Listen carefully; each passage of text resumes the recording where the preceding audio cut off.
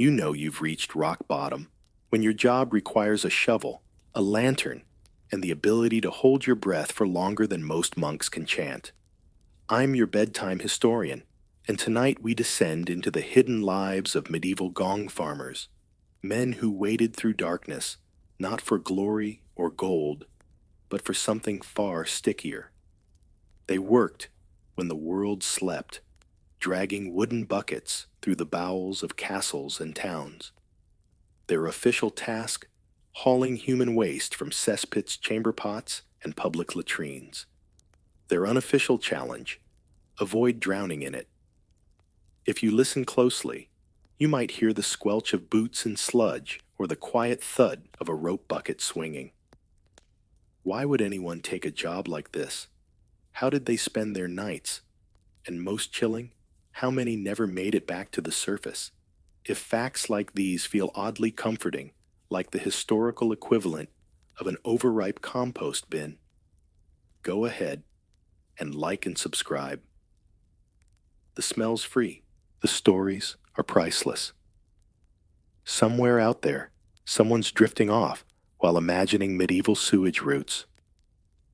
If that's you, what time is it, and where are you tuning in from? Now dim, the lights maybe turn on a fan for that soft background hum. And let's ease into tonight's journey together. It starts beneath a fortress stone towers looming overhead, stars hidden by soot. You crouch at the edge of a wooden hatch in the floor, lifting the lid to reveal a shaft leading straight down into shadow. The air changes thick, warm, and sour with centuries of waste. This is your office now.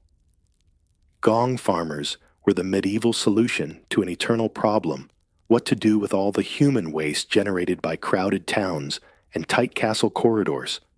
Officially called night soil men, they were contracted by towns or landlords to empty cesspits that filled up far quicker than you'd think, especially in larger cities like London or York.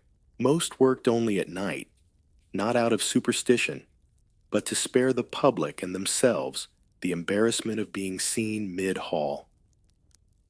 Their tools were primitive wooden shovels, thick gloves when they could afford them, and reinforced buckets dragged by rope or slung on shoulder poles. Many used nothing more than a large ladle and sheer willpower. One slip, and it wasn't uncommon to fall in. Falling in often meant never coming out. Cesspits could be 10 feet deep or more, with gases so toxic that a single breath might knock someone unconscious. There's a recorded case of a gong farmer in Tudor England who fell into a privy shaft and suffocated within minutes. His assistant, attempting a rescue, also collapsed and died. The job was that lethal.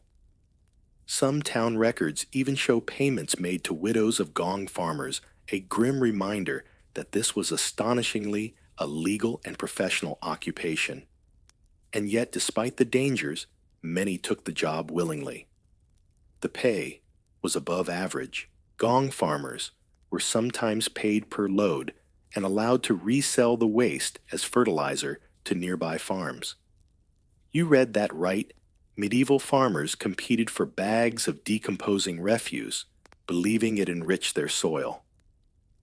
One man's horror was another man's harvest. But social status was a different matter. Gong farmers were ostracized, shunned even by other laborers. They were forbidden from living inside city walls in some places. Pubs often refused them service. Marrying outside their trade was rare. Still, their work was vital. Without them, disease would have spread faster, water sources would have been contaminated, and cities could have collapsed under the weight of their own filth. Some historians even argue that without gong farmers, medieval urban life might have been impossible. Others, however, question the true impact of their work. Did cesspit cleaning really prevent outbreaks, or did it merely delay the inevitable? There's no consensus, only the lingering stench of what once was, and the silence that follows a life lived underground. As you set down your bucket for the night, the stars finally peek through soot-smudged clouds. You lean back against the wall, sore, but strangely satisfied. In a world of knights and clergy merchants and jesters, you've carved out your own niche, however fragrant it may be. Even the air here bites differently. Not with cold, but with rot. Your nose wrinkles before your foot even crosses the threshold. Welcome to the tannery, where hides are tamed and stomachs turn. And oddly, business is booming. Tanneries were the industrial underbellies of many medieval towns. Leather was everywhere used for belts, shoes, book bindings, water flasks, armor linings, and more. But turning animal skins into usable leather wasn't a task for the faint-hearted. The process was long, dirty, and deeply aromatic in the worst possible way. First came the stripping. Fresh hides, usually from cows or goats, were scraped clean of flesh and hair, often by hand or with curved knives. This was followed by soaking the skins in a revolting brew, a combination of lime and stale urine. The lime loosened hair follicles. The urine helped soften the hide. Aged urine was particularly prized, meaning some was left out in the sun to mature like an unfortunate vintage. Most tannery workers stood ankle deep in this mixture. And yes, they often worked barefoot to save their shoes from destruction. Imagine that toes marinating in fermented fluids under the summer sun. Many kept cloths soaked in vinegar tied around their noses, not that it helped much. Whole districts became known for their stench. In 13th century York, the tannery district was politely avoided by travelers and aggressively avoided by everyone else. The process didn't end there. Once the hair was removed, hides were treated with more concoctions, some made from animal brains or even dung. The final product was strong, pliable leather, but the path to it was paved in slop sweat and societal disdain. The pay? Better than most labor jobs. Skilled tanners could make enough to live modestly, even support a family. And for many, the trade was inherited. Fathers passed techniques to sons, and families guarded their urine recipes like alchemists protecting elixirs. But at what cost? Scholars debate whether long-term exposure to ammonia damaged tanners' lungs or dulled their sense of smell completely. There's no clear consensus, but anecdotal records hint at workers who couldn't taste food or detect danger by scent. A blessing or a curse that depends on whether your neighbor was also a tanner. Socially, the job carried a whiff of shame. Tanners were allowed into guilds, but often ranked lower than cloth workers or blacksmiths. Some towns even barred them from public ceremonies. In rural areas, tanners were sometimes accused of being cursed. How else could someone spend their life wading through rot? Still, medieval societies needed them. Without tanners, there were no saddles, no soldier boots, no manuscript covers for monks. Some argue tanners quietly shaped culture by enabling everything from warfare to literacy. Others counter that their influence was limited to supply chains and outhouses. But you standing here in the half-light, breathing through your sleeve, might not care about historical impact. You just want the hide to soften and the sun to set, and maybe one day to smell dinner again without flinching. Swamps whisper differently after dark. It's not the rustling leaves or frogs that unsettle, it's the silent expectation, the gentle pull at your ankles. You're standing still, but something under the surface is very much awake and hungry. You've taken the job of a leech collector, one of the more peculiar and painful ways to earn a coin in the medieval world. Your task is as simple as it is unpleasant: wade into marshes, and let blood-sucking worms find you before you find them. There's no bait bag or fancy trap involved. Just your legs bare or wrapped in rags, plunged into tepid, stagnant water. The warmth of your body draws leeches like moths to fire. You feel them latch on one by one. Some folks swear they can tell by the itch.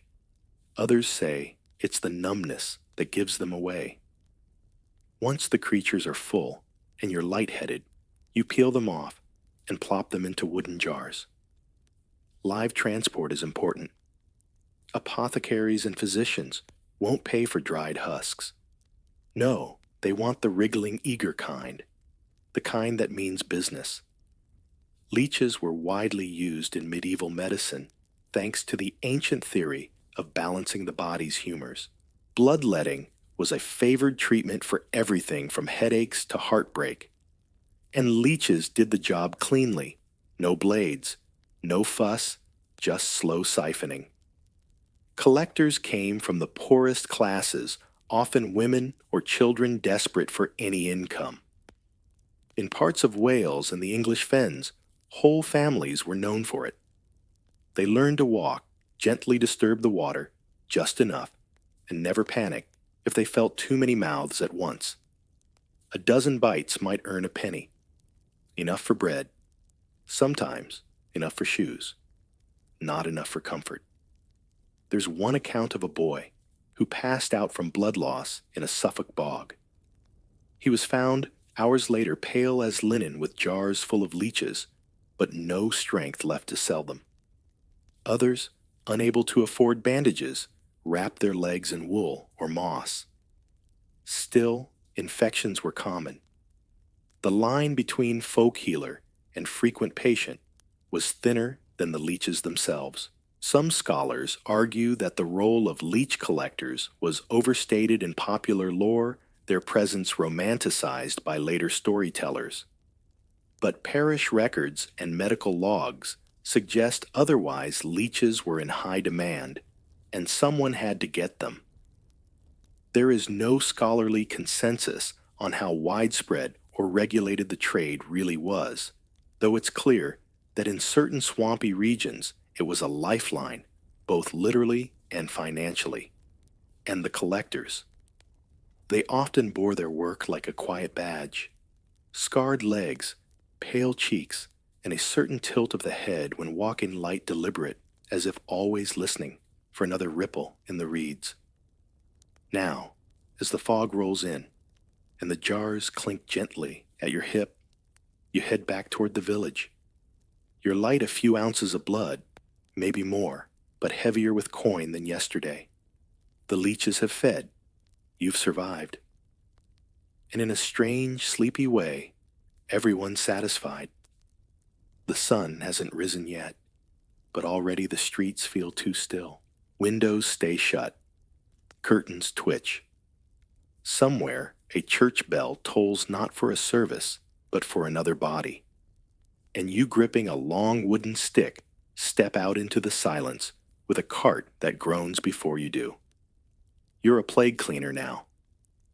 During the Black Death and subsequent outbreaks, cities and towns hired special crews to clear the dead. They were known by many names: searchers, body collectors, corpse bearers. But their work was grimly consistent. They moved from house to house, knocking softly, calling out, listening for sobs or silence. When silence answered, they entered. There was no protective gear, no gloves, just long cloaks, often waxed to repel moisture, and poles to prod the dead from a safe distance. Safe, of course, being relative. Some workers wrapped vinegar-soaked cloth around their faces. Others carried herbal sachets or chewed garlic, believing these might keep the plague at bay.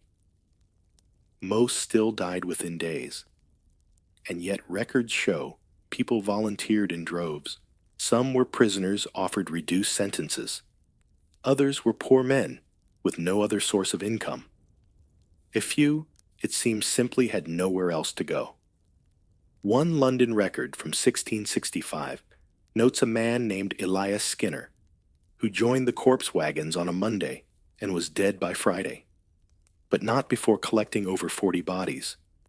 The work required speed, strength, and a kind of mental armor. You'd knock, wait, enter. If the family was still alive, you might be told where the sick had been laid. If not, you had to search. You moved bodies gently, not out of reverence, but to avoid breakage. Broken skin meant risk. Risk meant death. The dead were taken to mass pits outside town walls, trenches 20 feet deep, filled and covered quickly. Some days you returned with 5 bodies, others with none. But always the cart moved. Always the wheels creaked. Some scholars still debate whether corpse removal crews helped or hindered the spread of disease. Were they essential sanitation workers or vectors of contamination? No consensus exists. What is certain is that without them, cities would have drowned in their own death. There's a strange intimacy to the job. You see the inside of homes others never visit. You learn the rhythm of a dying city. You start to recognize the smell, sour, sweet, wrong, and know instinctively where the next house will fall silent. And then there are the superstitions. Some believed touching the dead transferred their sins. Others claimed you could hear whispers if you paused too long near a corpse. One man in Marseille reportedly slept beside his cart, so the spirits couldn't follow him home. Now, as dawn breaks faintly over the rooftops, you reach the final house on your list. A single candle flickers in the window. Inside, there's no sound. You tap the door with your pole. Wait. Then push gently, the hinges sighing open. Your cart waits behind you. The pit awaits beyond. And another day begins. Even in the noisiest medieval towns, certain doorways remained eerily quiet. Children didn't knock. Neighbors didn't visit. But everyone knew what lived there: an executioner. And if you're that man now, you know what it means to be feared in life as much as you are needed in death. Executioners occupied a strange liminal role in medieval society. Their job was gruesome but necessary beheadings, hangings, quarterings, and the occasional burning if heresy was involved. The spectacle was public, the judgment divine. But the blade was always in human hands, the training mostly self-taught. Some were the sons of previous executioners, inheriting the craft like a family bakery with blood instead of bread. Others stumbled into the role, either as strongmen for the local lord or because no one else would accept the position. It's rumored some towns even forced criminals to serve as executioners for a time. Convenient irony, you were paid well, more than many tradesmen. Some towns provided housing meals and a steady income. But with that came exile of a different sort. Executioners were often required to live outside city walls. In Nuremberg, records show an entire quarter built just for such unclean workers.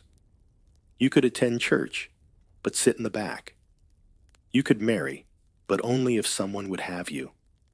And many wouldn't. Socially, executioners were avoided. Not hated exactly, just deeply uncomfortable to be around. People feared their presence brought misfortune. Market stalls wouldn't sell to them. Inns turned them away. The paradox: everyone relied on them. Without executioners, justice remained abstract. With them, it was terrifyingly real. On the job, there was pressure. A clean beheading in one blow was the goal. Anything less, and the crowd would murmur or worse. Executioners practiced on straw dummies or dead pigs, but nothing compared to the real thing: the hush of the crowd, the drum roll, the weight of the axe, and if you botched it, the shame wasn't just personal, it was professional. One poorly aimed swing could cost you your position, or your life. There's a recorded incident in 17th century France where an angry mob beat an executioner after a botched execution turned into a slow, agonizing mess. Some scholars suggest executioners coped by dissociating, ritualizing their routines, seeing themselves as instruments of law rather than agents of death. Others argue they internalized guilt, drinking heavily, or becoming reclusive. There's no agreement, but plenty of speculation. What is agreed upon the toll was not only on the executed. Interestingly, executioners sometimes doubled as healers. Their knowledge of anatomy, honed through grim experience, made them surprisingly adept at setting bones or brewing herbal remedies. Some even became midwives, delivering life with hands that had ended it. A strange symmetry. Now, as you sharpen your blade in the quiet before dawn, a rooster crows somewhere in the distance. The town is still asleep, unaware, or perhaps deliberately forgetful of what your morning holds. You step outside the axe hidden beneath your cloak, not for secrecy, but for civility. After all, no one likes to see death coming, even when they've asked for it. The clink of wooden buckets, the sharp scent of lye, and beneath it all, the unmistakable tang of something even more familiar: urine. Not the fresh kind, mind you. This was age-fermented and poured by the bucket into stone basins. Welcome to the world of the Fullers, where cleanliness came at a curious cost. You work with cloth wool, mostly fresh off the loom, and stiff with natural grease called lanolin. Your job: make it soft, white, and wearable. How? By stomping it in a mixture of water, clay, and human urine. Yes, that last ingredient is both essential and plentiful. City corners had dedicated piss pots where citizens could contribute, a civic duty of sorts. You lower your feet into the basin. The fabric is already soaking. You begin to tread slowly at first, then with the rhythmic certainty of someone who's done this hundreds of times. Your ankles are stained. The smell is consistent, but your work matters. Clean wool was valuable, and fullers helped finish nearly every garment worn across medieval Europe. Many fulling shops were located on the outskirts of town, not because they were secretive, but because the smell wafted too far for polite company. In London, entire streets were designated Fuller's Row, and marked accordingly, sometimes with the warning equivalent of hold your breath. The process took hours, sometimes days. The cloth had to be agitated constantly, the impurities teased out by your steps, and the chemical reaction between urine and lanolin. Once softened and whitened, the fabric was rinsed ideally in clean water, though definitions of clean varied. One stream might serve 10 trades. Historians still debate how effective this process really was. Some argue fulling with urine improved textile quality significantly. Others believe the benefit was overstated by guilds trying to defend their pungent profession. Surviving records offer few clues, though court cases do mention disputes over who owned the rights to the most productive piss pots. And then there's the social angle. Unlike gong farmers or tanners, fullers occupied a middling status. Not quite esteemed, but not shunned either. Their guilds were powerful in places like Florence and Bruges.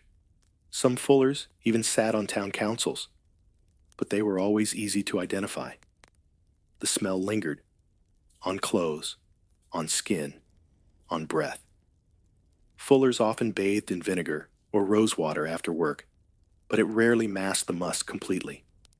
Still, the pay was fair, better than field labor, and the work, while unglamorous, was steady.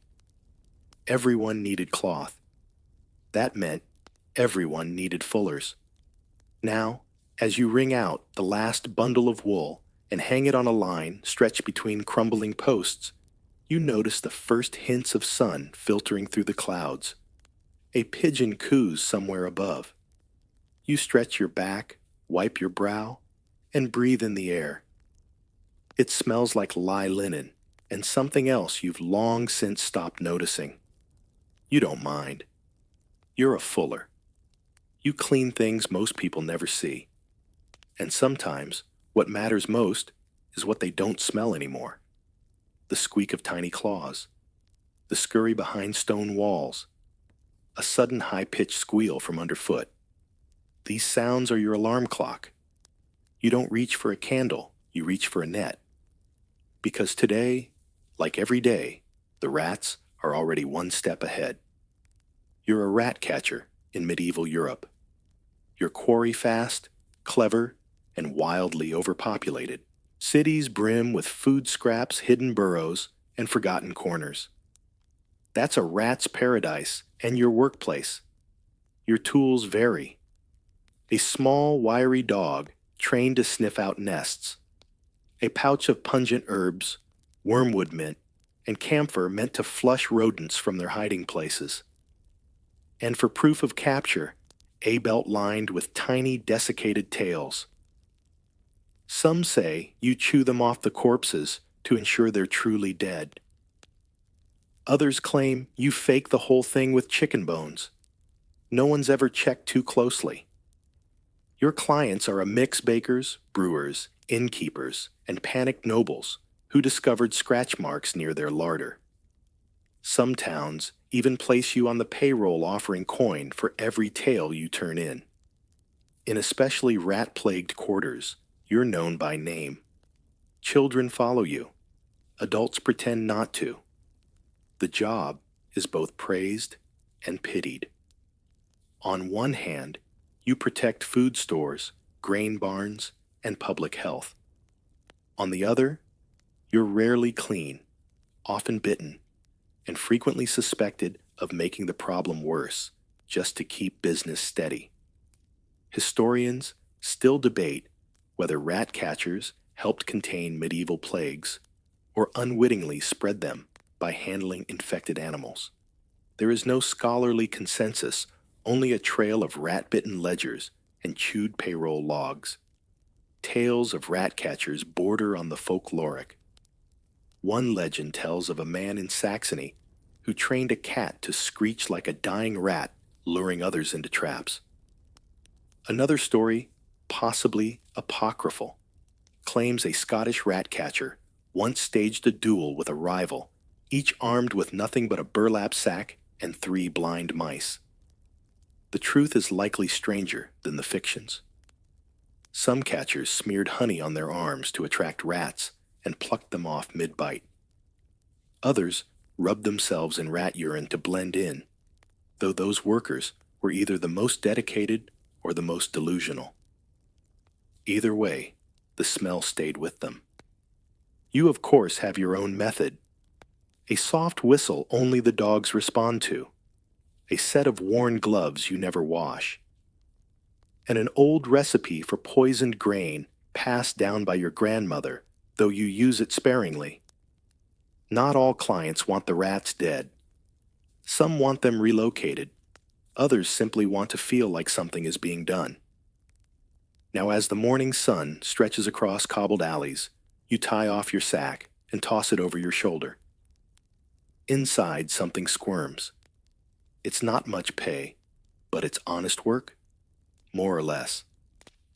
And somewhere behind a crate or under a floorboard, the next generation of squeaking, scratching tenants is already making plans. Some jobs earn you praise, others coin, but some like yours earn only silence. You walk into homes not through the front door, but through back gates or cellar stairs. You are never introduced, rarely thanked. And yet when someone dies, they send for you first. You're a sin eater. In parts of medieval Wales and the English borderlands, the ritual was simple but heavy. When a person passed a piece of bread, sometimes cheese or ale was placed on their chest. The sin eater arrived, recited a few words, and consumed the food.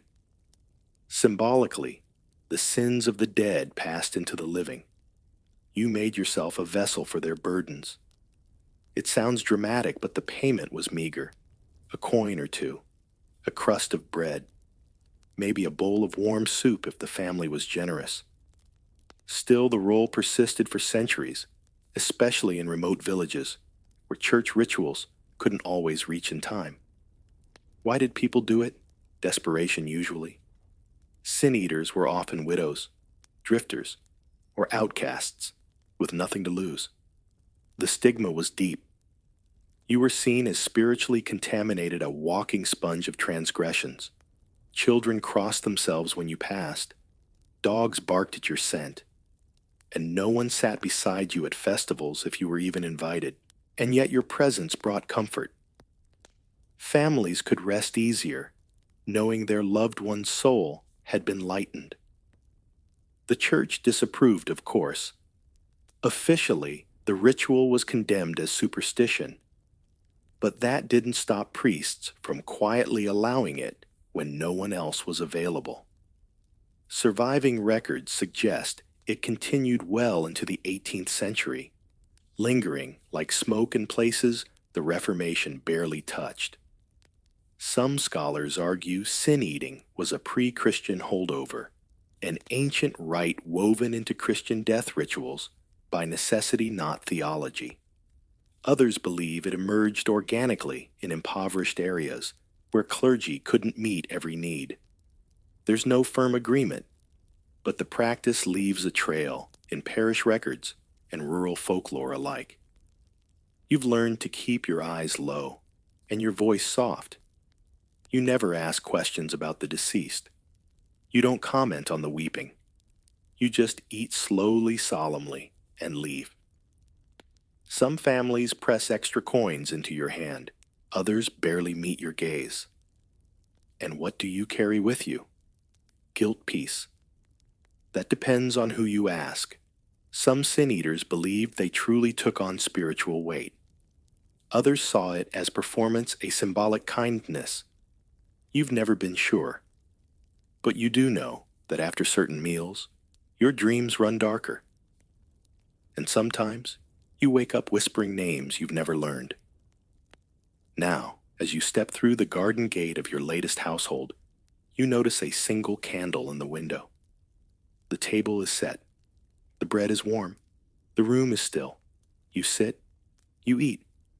And in that moment, you become part of something old, older than Scripture, older than fear. You take their sins and carry on.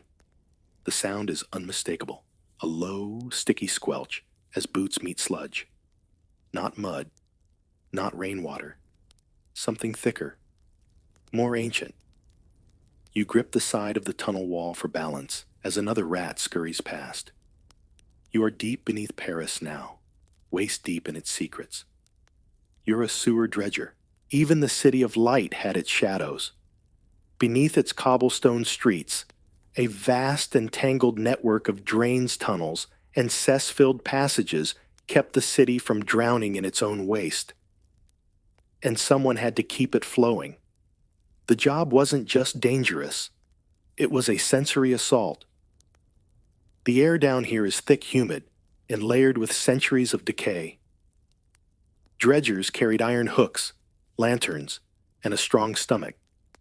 Their task: locate blockages usually made of compacted fat bones, rags, and the occasional drowned cat, and remove them by hand. The tools were crude: wicker baskets to collect the sludge, ropes to hoist it upward, long poles to feel for clogs in the dark. Most of the work was done blind by touch alone. Some dredgers memorized entire tunnel maps just to avoid losing their way. Parisian records describe frequent drownings. Gas pockets would collapse lungs. Rotten beams would give way. Some workers disappeared for days, only to surface 2 streets away, dazed, but alive. Others were not so lucky. There's a grim 14th century ledger listing payouts to the widows of men lost to the flood beneath Rue Saint-Martin. The flood was sewage, and yet there were stories of treasure. Coins, rings, jewelry lost down drains, swept into gutters, and carried underground. Every dredger had a tale. One man supposedly found a silver goblet in the muck and used it to drink wine the same night. Others claimed to have seen ghosts, souls trapped in the tunnels by foul deaths. No two stories ever matched. Some scholars remain puzzled by how organized the sewer workforce became. By the 15th century, Paris had specific teams for different districts, and some even wore distinct colors. Was it pragmatism? No one agrees. But the structure was there. Socially, dredgers lived on the fringe. Like gong farmers, they were needed but rarely embraced. Few people wanted to know who kept the water flowing. Even fewer wanted to smell them in a tavern. Many lived in designated quarters, near riverbanks or city edges, where the breeze could carry the odor elsewhere. Still, the job paid better than farming. And in times of plague, when others fled the streets, dredgers stayed. Some even kept the sewers clear enough to serve as escape routes for desperate nobles or smuggling tunnels for merchants. You knee-deep in mystery and mire find a strange rhythm to the work. The sludge pushes back, but you push harder. The darkness hums with secrets. You keep going. Somewhere above, Parisians toast each other with wine, never thinking of the hands that keep their feet dry. And below, you move unseen through a kingdom of waste. The marketplace is bustling, but suddenly it hushes. A wooden cart creaks into view, flanked by guards and curious townsfolk. Inside it, a woman sits with iron locked around her head, an open cage of shame. You know what it is before you see her eyes, the scold's bridle. You're not here to gawk. You're one of the people paid to keep these spectacles running smoothly. Not a guard. Not quite a judge. Something in between. A public enforcer of humiliation. A civic actor in the theater of medieval morality.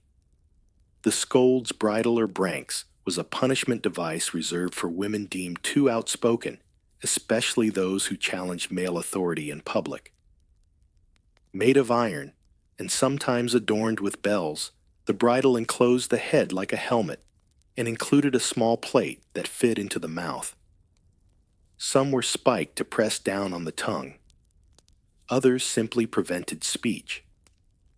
Once fitted, the wearer was paraded through town, jeered at, sometimes pelted with food. It wasn't just about silencing. It was about visibility, forcing a private grievance into public performance. And you paid to hold the reins or call out the crimes played a part in that ritual. Sometimes you rang the bell. Sometimes you read the charges. Always you stayed silent afterward. Scholars remain divided on how widespread the practice was. Some argue it was rare, more symbolic than common. Others say town records don't capture the full picture, that informal punishments, especially in small villages, went unrecorded, but were far more frequent than official logs suggest. What's less debated is the cruelty of the act. The bridle didn't just hurt physically, it isolated. Women who endured it were marked socially and emotionally. Some withdrew from public life entirely. Others leaned into the infamy, reclaiming their boldness with sharper tongues. But few ever forgot the feel of iron on skin. And what of the men enforcing it? Some took pride in their role, believing they upheld civic order. Others treated it like just another job, like hauling dung or sweeping streets. A handful used the position to settle personal vendettas, which was its own kind of injustice. The law, too, was slippery. What counted as scolding? Sometimes it was genuine slander. Other times it was just gossip, or complaining about spoiled grain, or arguing with a neighbor too loudly. The bridle punished noise, But what it really silenced was dissent. You standing now in the town square hold the rope as the woman is led past the fishmonger's stall. Children stare. Elders nod. A chicken clucks somewhere behind you. It's midday, and the sun glints off the iron like a cruel little star. Later, when the cart creaks out of sight and the market resumes, you slip away. The bridle is returned to its hook. Your coin is tucked into your pocket, and the town forgets at least until the next voice grows too loud. It starts with the smell of yeast and ends with suspicion. You stir the mash in a wooden barrel, watching bubbles rise and pop. The room is warm, the air thick with barley, and something else paranoia. Because you're an alewife, and in this town, brewing isn't just a business, it's a risk. Alewives were essential to medieval life. Before safe drinking water was common, beer was the drink of choice for breakfast, dinner, and everything in between. And most of it was made by women. Brewing was seen as an extension of kitchen work, boiling, flavoring, fermenting. Entire households depended on it for income. But success brought scrutiny. Ale that tasted too strong, suspicious. Brew that sold too well, alarming. It wasn't long before whispers of witchcraft followed the best brewers.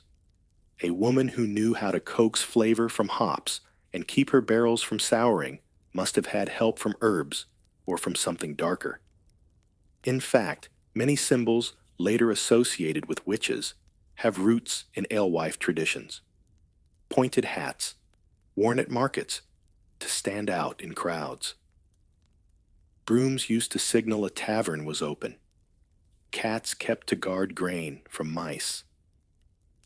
Over time, these everyday tools became evidence of something sinister.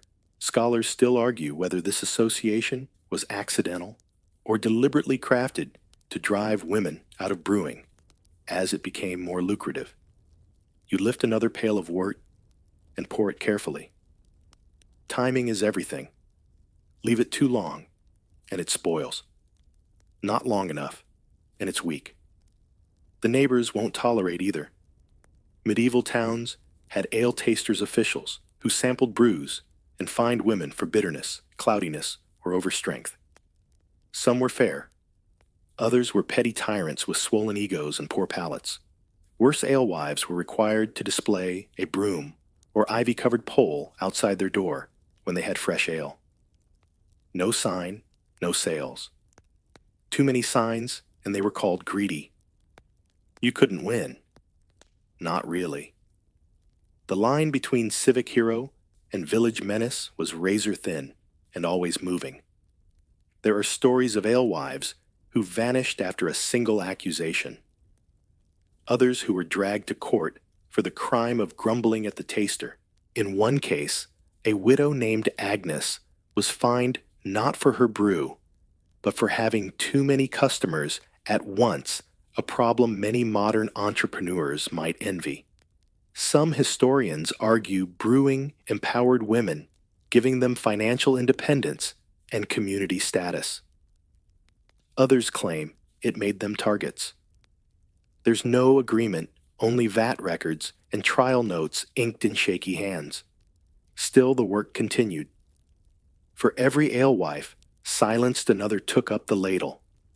You, for instance, with your sleeves rolled high and your chin set firm. You've brewed since your mother's hands grew too stiff, and you'll keep brewing unless they stop you. The mash is nearly ready now. You dip a finger, taste it. Just enough sweetness. You tie your broom to the door, light your lantern, and wait. The drinkers will come, the whispers too. But the brew is good. And for tonight, that's enough. The square is buzzing, and not because of the weather. A man in a bright velvet coat spins theatrically in the center, waving pliers like a knight brandishing a sword. A drum roll thunders from his assistant's hands. A child winces, A merchant leans closer. You, the traveling tooth puller, bow deeply and gesture toward your next patient. Dentistry in the medieval world was more performance than precision. Formal training was rare. Licenses optional. Tools. Whatever was sharp and could grip. Teeth were considered separate from the body in a legal sense, meaning nearly anyone could call themselves a puller without consequence. It was dentistry, by confidence, and showmanship was part of the cure. You offered more than extractions. You offered a spectacle. Colorful banners, tins full of shiny pulled teeth, a practiced swagger. You shouted bold claims, painless removal, perfect relief, a smile reborn in seconds. And sometimes it worked. Other times, well, there's a reason you kept moving town to town. The tools of the trade included iron tongs, sharpened hooks, and what looked suspiciously like fireplace pokers. Anesthetics. None unless you count cheap wine or a sharp slap. In some cases, you pulled the wrong tooth. In others, multiple came out in one go. There's a tale of a tooth puller who accidentally removed part of a jaw and then blamed the patient for having weak bones. The audience didn't seem to mind. They clapped. They jeered. They winced with delight. Tooth pulling was street entertainment, with a touch of blood and a hint of risk. You worked beside jugglers' puppet shows and miracle sellers. Sometimes you even borrowed a monkey or two to liven the act. Some historians suggest the spectacle softened the pain, a kind of medieval distraction therapy. Others argue it normalized poor hygiene, reducing real medical care to a sideshow. Surviving sketches and records make clear one thing people kept coming.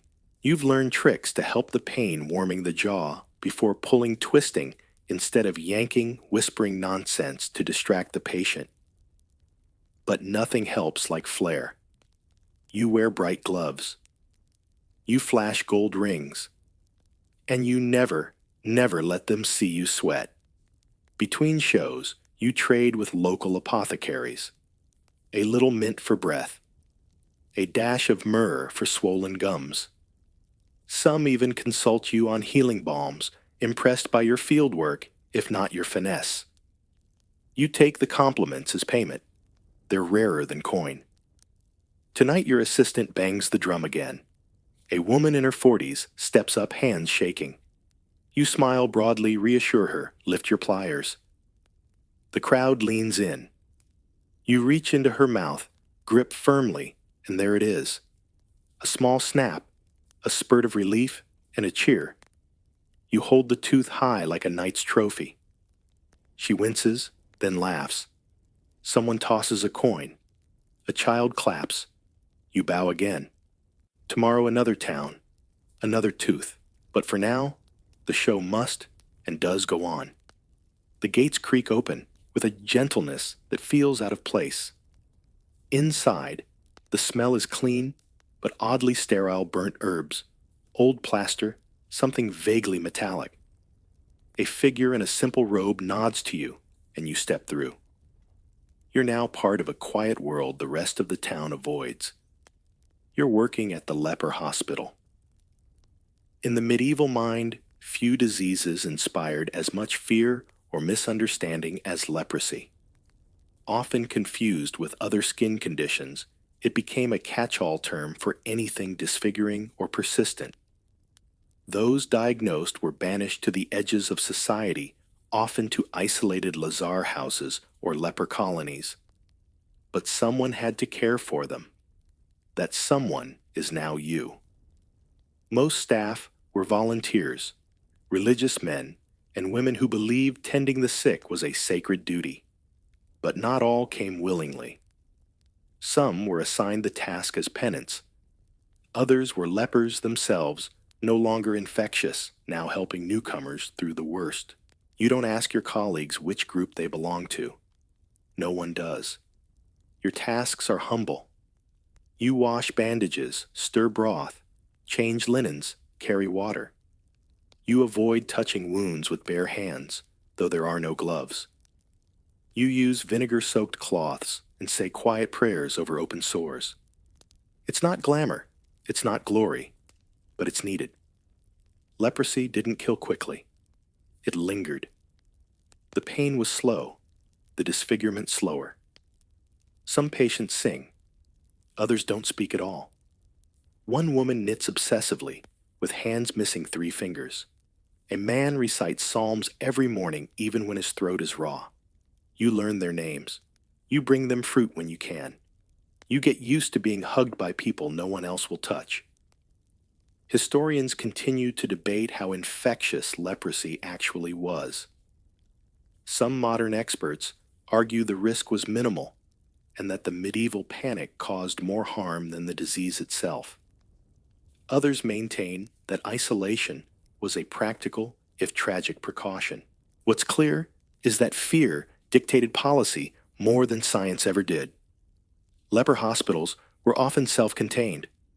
Chapels, gardens, bakeries, everything the residents needed was built within their walls. It created a strange kind of serenity. There was suffering, yes, but also routine. You find comfort in the rhythm, the bells, the prayers, the folding of linen in sunlight. Socially, your role is complicated. Some admire your compassion. Others avoid your gaze in the street. You don't mind. You didn't take this job for approval. You took it because someone had to. And now that you're here, you can't imagine leaving. Today, you walk the courtyard with a tray of barley soup. A patient waves her face, half covered her eyes bright. You wave back. Somewhere nearby, a hymn begins. The notes rise slowly, as if testing the air. You pause. Let the steam warm your face. Let the moment stretch. Then you continue forward. Not for medicine, not for miracles, just for company. And sometimes that's enough.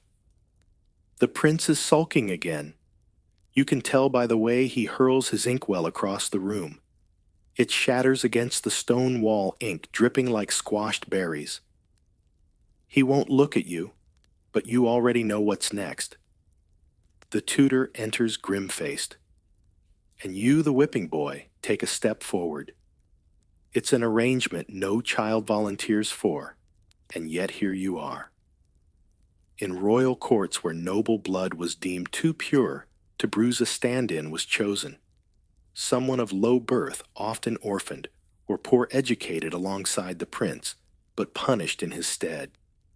When he failed Latin, you were beaten. When he mocked his tutor, you paid the price. The logic the prince would feel shame seeing a friend suffer and correct his ways. It worked. Sometimes. You live in splendor. Silk tunics. Roasted meats. Lessons from the finest minds. But beneath it all, you carry a strange, invisible weight. The bruises heal. The message they send to you and to him does not. The relationship is strange. He mocks you in public, defends you in private. Sometimes he apologizes.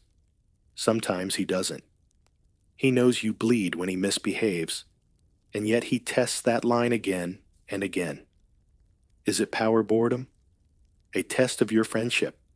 Scholars still argue whether whipping boys were symbolic placeholders or real routine scapegoats.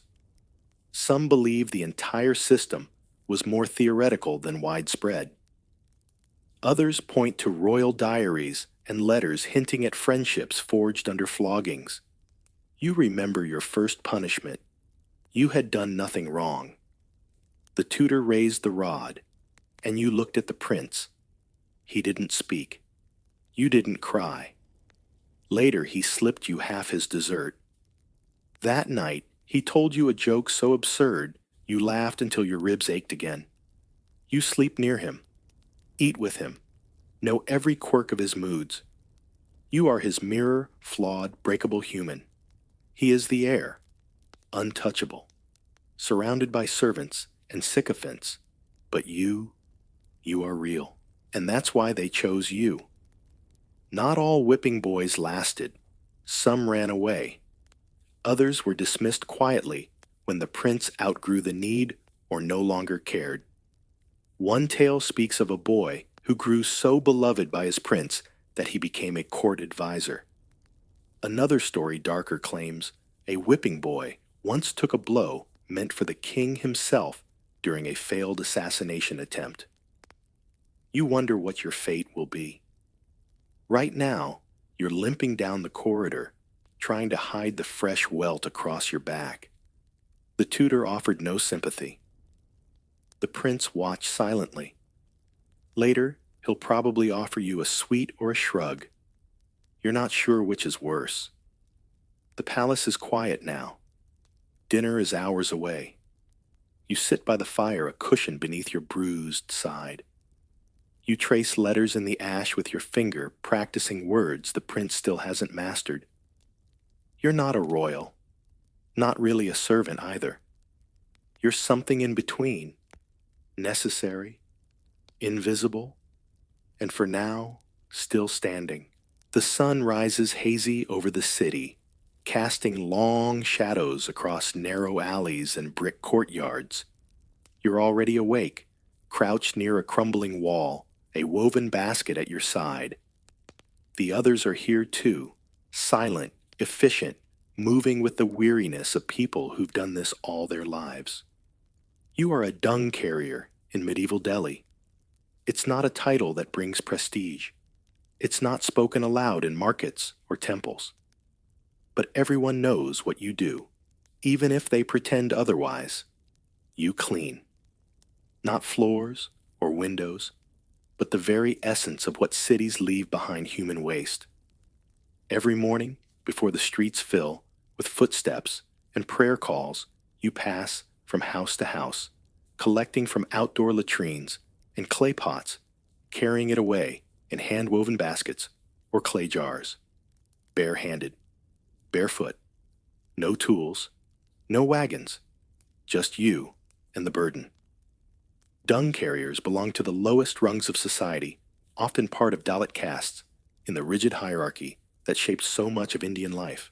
Your status wasn't just low, it was invisible. Many refused to make eye contact with you. Some sprinkled water behind your path to ritually purify the ground you walked on. You were seen as necessary but spiritually polluting. Still, someone had to do the work. The city depended on it. Without your labor, streets would choke, homes would reek, and disease would flourish. Yet despite this vital role, you lived on the margins, literally and socially.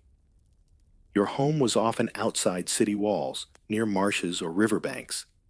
Access to clean water, decent food, or schooling was minimal, if not forbidden entirely. The job was generational. Children grew up watching their parents do it, mimicking the motions before they could fully understand the shame that clung to each step. Some tried to leave the trade, but barriers, legal, cultural, spiritual, pushed them back. Even the tools they used were seen as impure.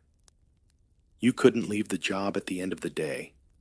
It followed you, lingered in your hair, your hands, your name. Scholars still wrestle with the full scope of this legacy. Some see dung carriers as symbols of systemic injustice, a caste locked in by ritual poverty and state neglect. Others point to how their invisible work upheld entire urban systems. There's no consensus, only growing recognition that history too often ignored their labor. And you work quietly. You've learned not to knock. You wait until the pots are left outside, collect them, clean them, and move on. A few households leave a coin. Most do not. At the river's edge, you empty your final basket. The water swirls and carries the waste downstream. You rinse your hands in silence. Another day done. Another city cleaned. As the city stirs to life above you, you take a deep breath, not for the air, which still carries the weight of your morning, but for the space between tasks. a moment that is yours, unclaimed by caste or shame. And then without a word, you walk back home. But far across the continent, another figure begins his morning not in silence, but in sound. Where your path was hidden, his is center stage, bell in hand, voice at the ready. You walk the twisted lanes of a medieval market town, early fog, curling between gabled rooftops. Somewhere near the pillory, a bell rings sharp and insistent. It's not a warning, but a performance. A man in embroidered wool raises a scroll, and his voice declaring the new taxes, the next feast day, and the names of local criminals. He is the town crier, and for once in history, people are paid handsomely to shout. These criers weren't beggars or wandering fools. They were official messengers appointed by the crown or the city council. Their announcements bore the seal of royal authority, and disrupting their speech was considered treason in some regions. In fact, the phrase, "don't shoot." The messenger may have been more than just a metaphor. Town criers had legal protections and occasionally armed escorts. Some even wore metal badges to ward off would-be hecklers. Beyond reading decrees, they relayed lost items, merchant arrivals, or even personal news if you could afford the fee. Births, engagements, and shop openings all spilled from the same booming voice. Criers became local celebrities, especially in towns without a printing press. One London crier was so well loved that bakers gave him extra buns just to hear him announce their sales. Scholars still argue whether town criers should be seen as journalists, actors, or simply loud bureaucrats. The surviving scrolls show a blend of legal pronouncements and theatrical flair. In France, criers were expected to rehearse their lines and occasionally add flourishes to amuse crowds. In Spain, some wore plumed hats and carried ornate canes. In the Holy Roman Empire, criers sometimes doubled as auctioneers, calling out prices in sing-song rhythms that echoed down alleyways. The job required more than a strong voice. Criers needed to read, memorize, and project with clarity. A mistake in phrasing could cost someone their land or their life. They were trained in breath control and diction long before drama schools existed. And they had to navigate complex town geographies, timing their announcements to coincide with market crowds and church bells. But it wasn't all drama and declarations. Some criers formed informal rivalries, arguing over turf or style. One infamous pair in Flanders bickered so loudly outside rival inns that local clergy banned announcements on holy days. And in Dublin, a crier was fined for embellishing a notice about a pig auction, accidentally starting a stampede. Despite their influence, criers rarely left written records. Their words vanished into the air, like incense from a brass burner. Only a few scribbled notices survive, hinting at the breadth of their duties, from plague warnings to poetry recitals. Some were buried with their bells, a final nod to their role as the city's voice. Draped in indigo veils and streaked with coal tears, a woman rocks in rhythm to her own wails. She's not grieving a family member, she's working. This is professional mourning in ancient Egypt, where you could be paid handsomely to sob, shriek, and chant the dead into the afterlife. Their voices pierced the dry morning air, like flutes played too close to the ear. Long before organ music or funeral parlors, grief was theatrical, communal, and extremely organized. And if you were a skilled mourner, your reputation might travel faster than any priest's. You follow a slow procession under a scorching sun. The Nile glints in the distance. A line of women trails the coffin, their hands smeared with clay and hair wild. Their cries rise and fall in coordinated waves. This isn't chaos, it's choreography. The mourners know when to pause, when to beat their chests, when to sob gently, and when to let their voices quake like cracked pottery. In ancient Egyptian funerals, these women weren't random relatives. They were often hired performers trained in ritual laments, poetic verses passed down for generations. The best ones could evoke sorrow so vivid it felt divine. Some even impersonated the goddesses Isis and Nephthys, believed to be mourning their brother Osiris. A skilled mourner's voice became a bridge between the living and the dead. Wailing wasn't a side gig, it was a status job. Wealthy families hired the best mourners they could afford, and some women became renowned across cities. Their names appear in tomb inscriptions nestled between temple scribes and tax assessors. Imagine earning lifetime recognition for the quality of your crying. These mourners applied red ochre to their cheeks and braided symbolic plants into their hair. The ceremonies could last days, and some women performed multiple funerals in a single week. They traveled between towns, arriving like emotional storm clouds, leaving behind the silence of exhaustion.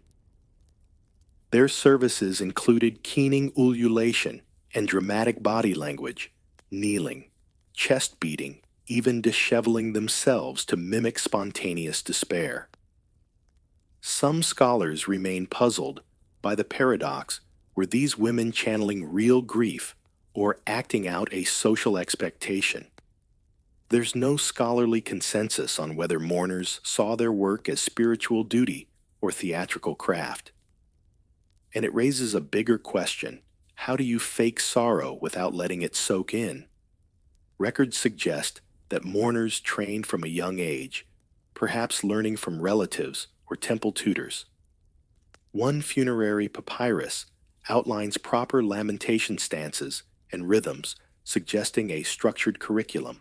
And in more elite circles, mourners had to coordinate with priests and astrologers to time their performances to the stars. Not everyone approved. Certain officials tried to ban overly theatrical mourning, claiming it disrupted ritual purity. Others feared that mourners might mock the family or exaggerate their grief to upstage the ceremony. There's a hint of comedic rivalry here, too. One ancient letter complains of a rival mourner who wailed off key and tripped during the ritual kneel. The scandal. Even so, mourners endured. Their echoes resounded from royal tombs to humble graves, leaving behind no memoirs, only the memory of sound. Far from the clamoring crowds and the clatter of street cries, you find yourself in a sun-drenched courtyard where silence reigns until a shadow passes overhead. A falcon dives talons outstretched, and with a thud, the hunt is over. But it's not the bird you're watching. It's the man on whose glove it lands the royal falconer. While most medieval jobs involved digging, hauling, or shouting, this one was almost regal in itself. Falconers moved between courts and countryside, their lives intertwined with wing beats and whispers. And unlike most animal trainers, they weren't seen as servants, they were courtiers, entrusted with a living weapon. You trail the falconer as he enters a tent lined with cages and rustling feathers. The scent of fresh meat lingers along with a faint perfume of oil used to polish the birds' hoods. Each falcon has a name, a diet, and a temperament. Training them takes months, sometimes years, and one slip can end in torn flesh, or worse, royal embarrassment. In the courts of Europe, especially under Norman and Persian influence, falconry wasn't just a hobby, it was political theater. Monarchs showcased their birds as symbols of nobility, discipline, and divine right. A well-timed falcon strike could impress foreign ambassadors more than any speech. So, the man who trained that bird, he held serious influence. Falconers were expected to know the biology, psychology, and subtle moods of each raptor. They bred, fed soothed, and occasionally scolded birds that could split a rabbit in two with one dive. They used leather gloves, brass bells, and handcrafted hoods, many embroidered or dyed to match royal colors. The best birds wore more accessories than their trainers. The job had its perks. Falconers often received land, generous stipends, and custom lodging near hunting grounds. Some dined at the royal table. One was even knighted after presenting a prized gyrfalcon to a visiting emperor. But with reward came risk if a falcon missed a quarry, bolted into enemy territory, or injured a noble's hand. The falconer bore the shame. Surviving records offer conflicting accounts of just how much blame fell on the handler. Some scrolls suggest they were flogged for failures. Others imply they simply lost favor and employment. A few vanished from court entirely after high-profile botches, leaving behind only feathers and whispers. Quirky traditions dotted the profession. In Japan, falconers of the shogunate wore ceremonial robes stitched with feathers. In the Middle East, birds were given poetry names and trained with music.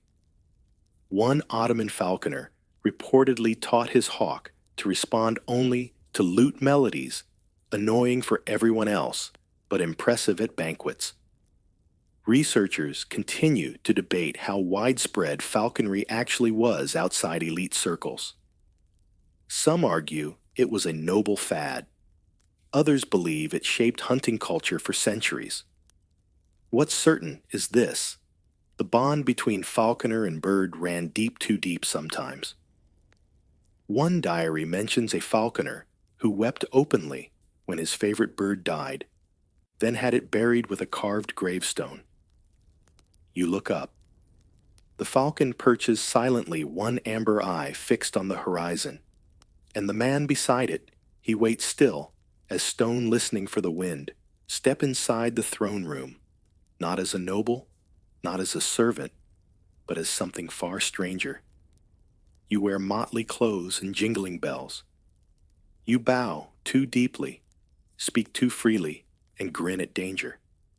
You're the court jester, and somehow the fool is the only one allowed to tell the truth. Their hats were absurd, their shoes curled like question marks, and yet jesters danced along the edge of power. A misstep could mean exile or promotion. Their job was to entertain kings, yes, but also to whisper what others dared not say. Wrapped in riddles and rhymes, their wit carried sharp blades. You pace beside a long banquet table. Platters steam, goblets spill, and a king chuckles through roast quail.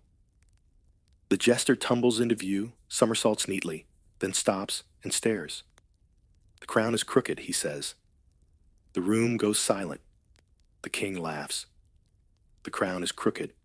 Everyone knows. No one says, except him. In many medieval courts, jesters were more than glorified clowns. They trained in music, mimicry, history, and politics. They studied their patrons' tempers and timed their jokes like surgeons slicing tension. One jest too early, and the court froze. One too late, and the king's wrath spilled over. Some jesters were born into the role clever peasants plucked from obscurity. Others were deliberately chosen from the fringes of society. In Tudor England, Will Sommers became Henry VIII's most trusted jester, often seated beside the king. In France, Triboulet reportedly slapped a noble and lived because his insult was too clever to punish. Historians still argue whether jesters truly had free speech. Some suggest their immunity was more theatrical than real. A misplaced barb could get them reassigned or quietly dismissed. But while ministers schemed and knights dueled, Jesters played a subtler game surviving through irony. They often served as informal advisors, using humor to mask critique. Mock the policy, not the king, was an unspoken rule. In rare cases, jesters were sent as diplomatic gifts, portable satire neatly packaged. One Spanish duke offered his jester to a rival prince who returned him in horror after 2 days of relentless mimicry. Jesters weren't limited to verbal jokes. They staged puppet shows, played musical saws, and trained geese to dance. One jester in Bohemia trained a pig to bow on cue, then claimed it was smarter than 3 members of the royal council. The pig got applause. The council did not. Their outfits weren't just for show. The clashing patterns and bells made jesters intentionally unsettling reminders that truth-like comedy often arrives dressed as nonsense. In some courts, jesters wore symbolic emblems of the moon, or fools' stick-twisted staffs topped with mini-heads, often their own likenesses. A mirror, perhaps. There is no scholarly consensus on why jesters faded from prominence. Some blame the rise of print culture and theater. Others cite changing court decorum. What's certain is that their role part, comedian, part conscience, was once so essential that monarchs paid them in gold land, and sometimes pardons. And so, amid velvet robes and steel armor, the jester stood barefoot, Bell's tinkling grin, unwavering history's sharpest whisper in its loudest room. Quills scratched softly under candlelight, the scent of melted wax and old ink hanging thick in the air. You sit cross-legged on a low cushion, surrounded by scrolls, poetry, medicine, astronomy, law. You are a scribe of the Abbasid Caliphate, and tonight your task is to copy a line from Aristotle, in flawless Arabic calligraphy. In a time when books were copied by hand, and knowledge traveled by caravan scribes were the arteries of an intellectual empire. They didn't just write, they preserved, translated, illuminated. And the most gifted ones, they were paid in gold, housed in libraries, and celebrated by poets. You dip your reed pen into an inkwell of soot and rosewater. The parchment is expensive goatskin, smooth and pale. Each letter must be balanced the curve of the aleph deliberate.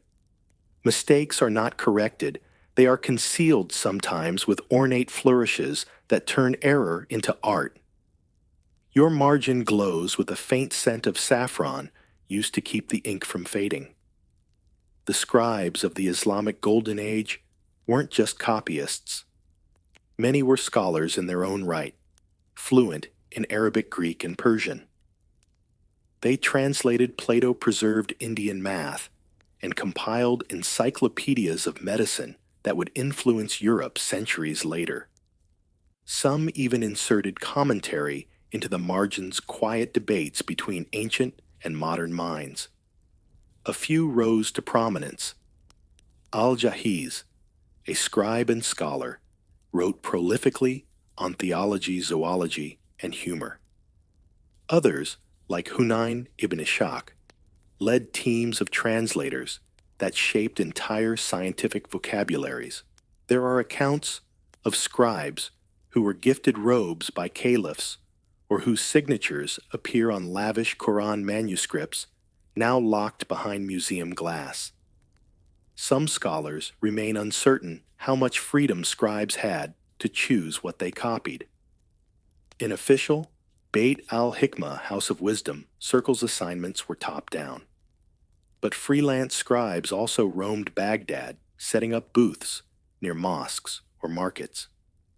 Customers dictated letters, commissioned wedding poems, or asked for love spells disguised as riddles.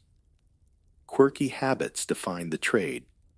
Some scribes recited verses while writing to maintain rhythm. Others brewed coffee over oil lamps to stay awake through midnight sessions. One Cairo scribe allegedly trained a parrot to recite aphorisms just to amuse bored clients. Another dyed his beard with indigo to match his calligraphy, an aesthetic commitment no one requested. There's no scholarly consensus on whether women worked as scribes in large numbers, though a few female names appear in marginalia. One ink-stained note reads, "Copied by Fatima al-Najm on a quiet morning before the call to prayer." Whether Fatima was a professional or a devoted daughter, no one knows. These scribes lived at the intersection of knowledge and beauty. Their script wasn't just legible, it was ceremonial. Certain styles like Kufic or Naskh were reserved for specific genres. Mistakes were sometimes buried beneath gold leaf or erased with fine sandpaper. Each page became both record and artwork. As you finish your page, you sign your name in miniature, not for fame, but for continuity. Centuries later, your pen stroke may still curl across vellum whispering knowledge in lines that glow like prayer. The air shimmers with heat. Sand stretches in every direction, except where a caravan snakes slowly across the dunes. On each camel's back, slabs of salt white as bone and almost as heavy. You are a merchant on the trans-Saharan trade route, and your cargo is more valuable than gold. Salt simple, grainy common, today once dictated the fortunes of empires.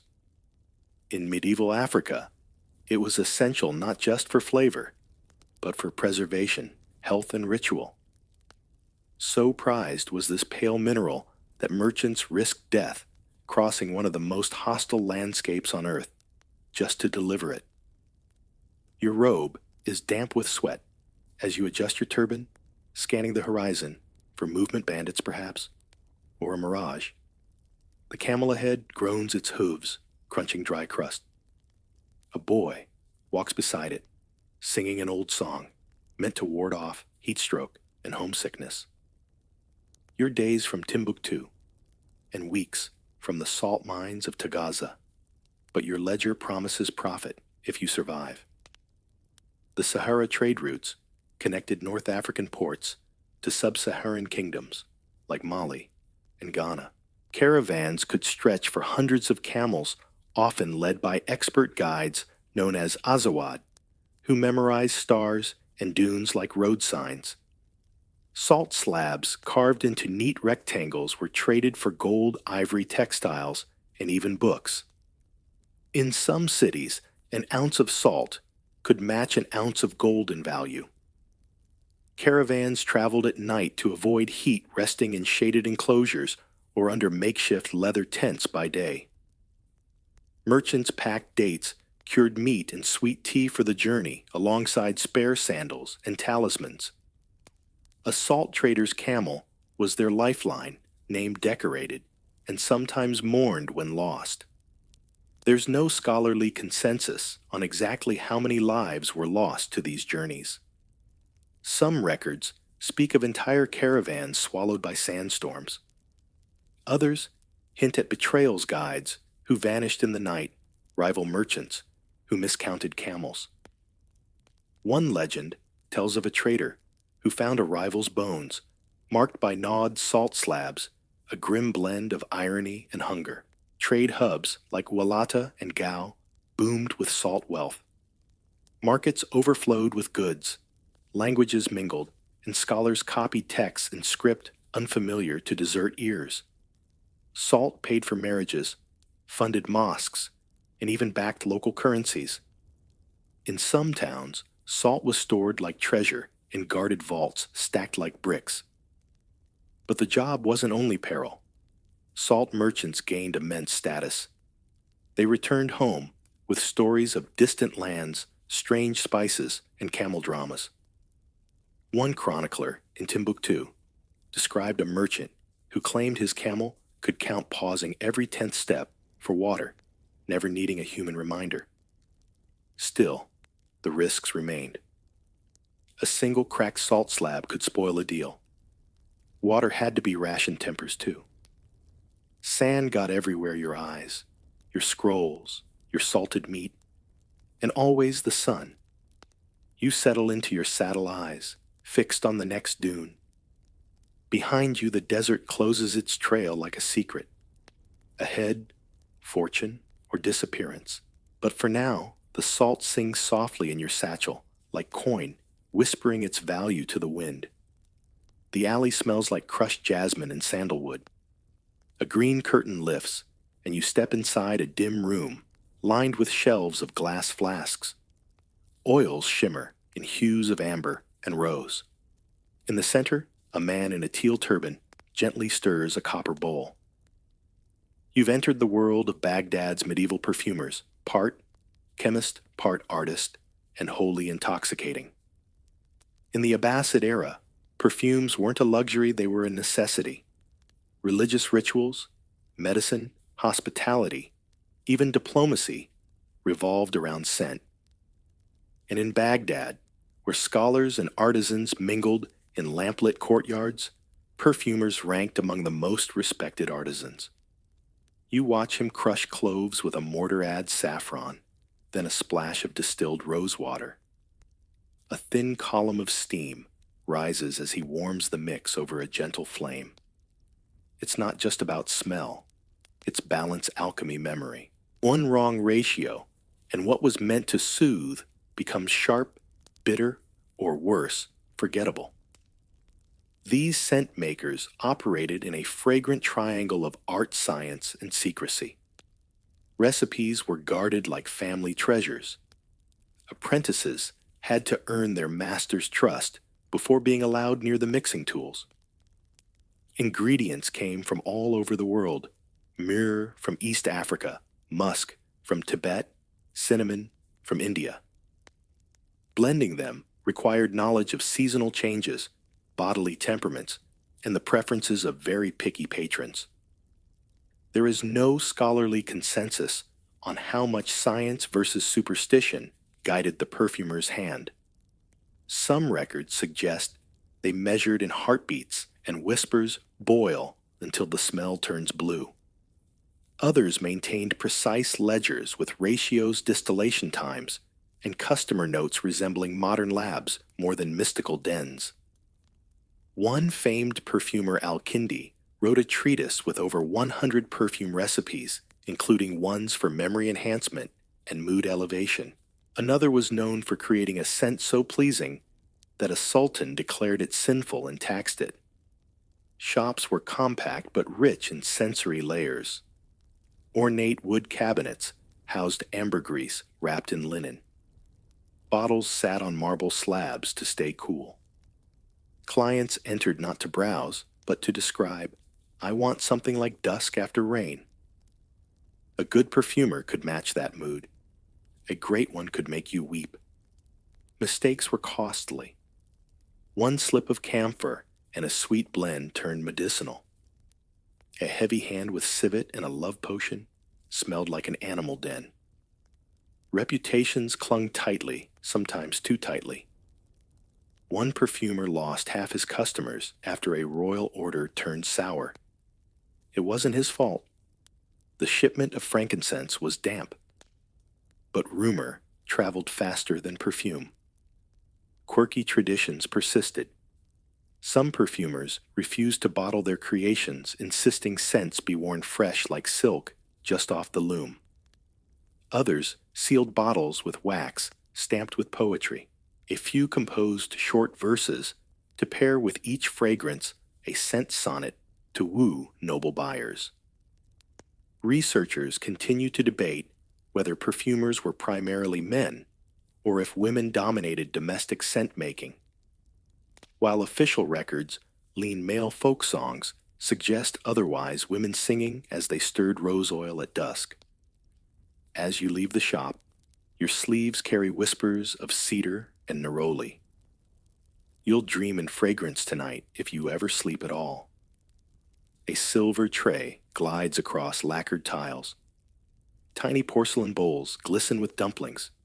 Soup's fruits, each more delicate than the last. You sit in silence, eyes scanning every dish. But you're not here to dine. You are the food taster of the Ming court. And tonight, your life depends on lunch. It was a role steeped in contradiction. You were both expendable and essential. The taster stood between the emperor and death by spoonful. One poisoned plum, one bitter grain, and it wouldn't be the emperor clutching his throat, it would be you. Yet some tasters lived long, influential lives, whispering advice between bites. You dip a slender spoon into a cooling broth, watching for strange textures, smells, or color shifts. Your mouth is a crime scene. Your gut, a testing lab. You taste slowly, methodically, with a face trained to reveal nothing.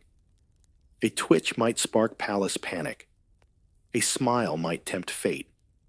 In imperial China, especially under the Ming dynasty, emperors were obsessed with purity and control. Food tasters became human shields against rebellion, betrayal, or accidental food spoilage. Their training was intense. They memorized symptoms of known poisons, practiced microdosing, yes, tiny poison samples, and learned to detect sabotage through sight, smell, even sound.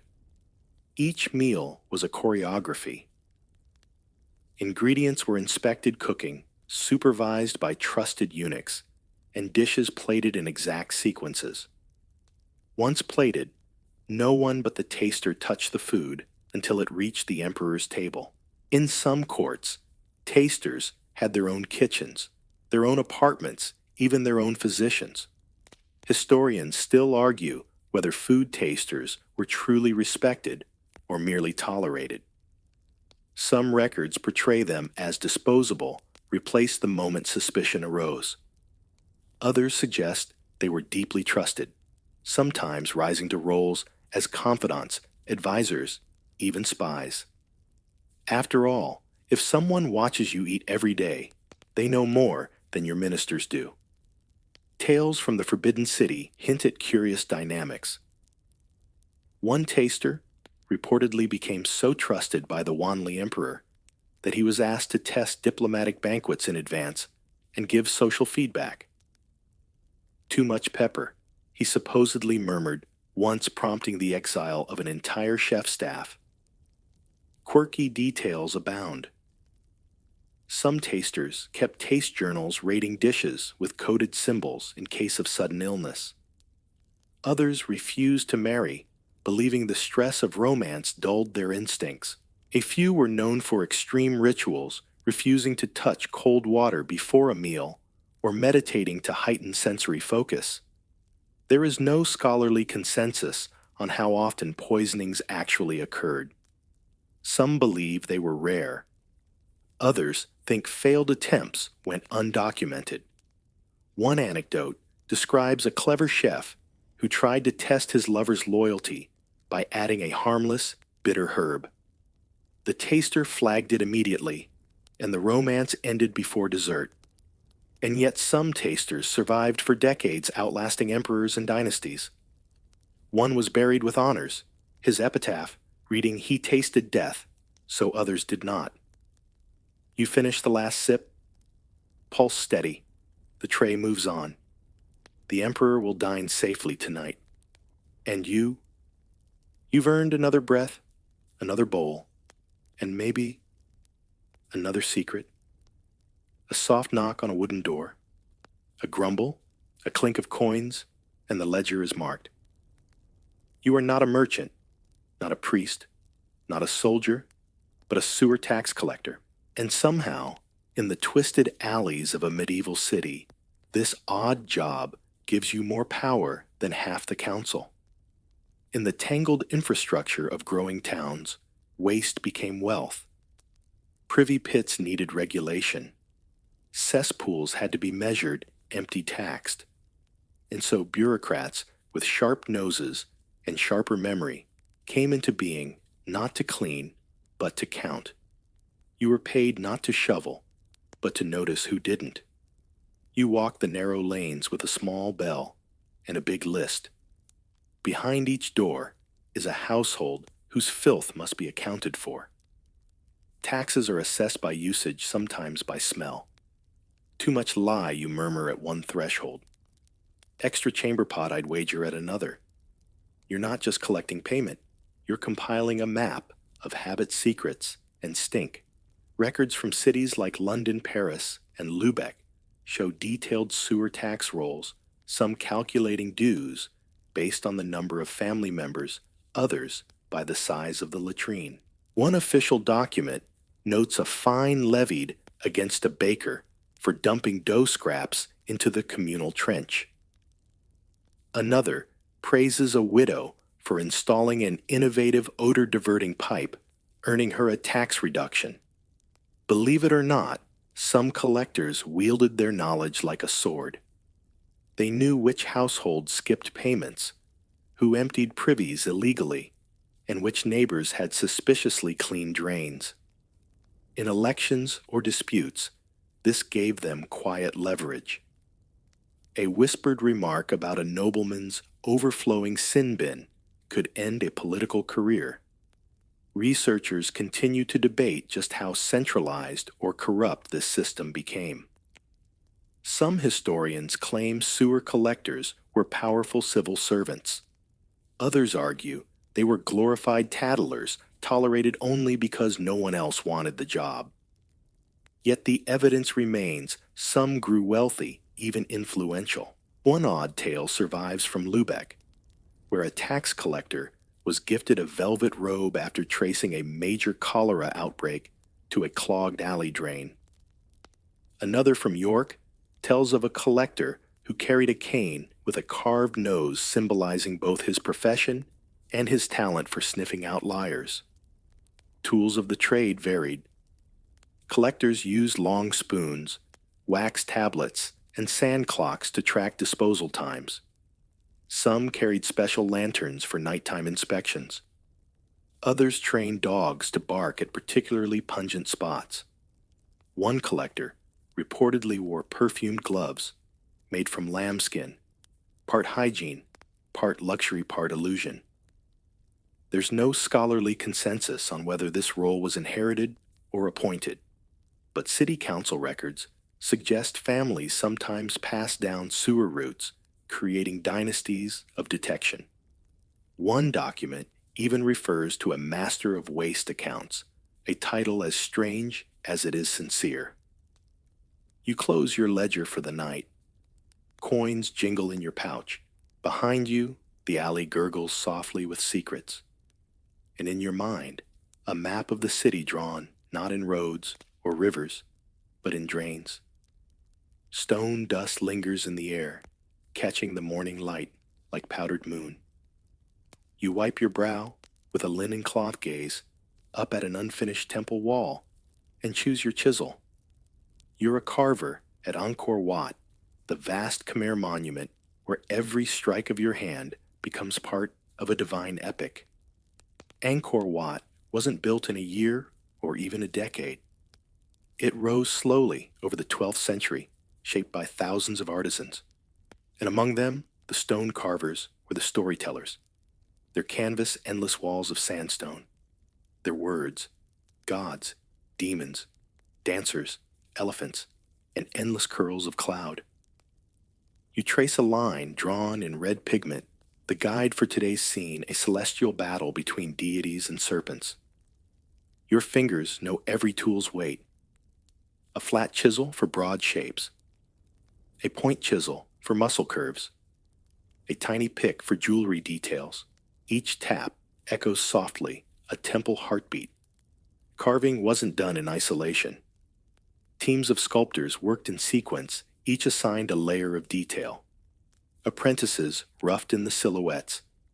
Journeymen refined limbs and faces.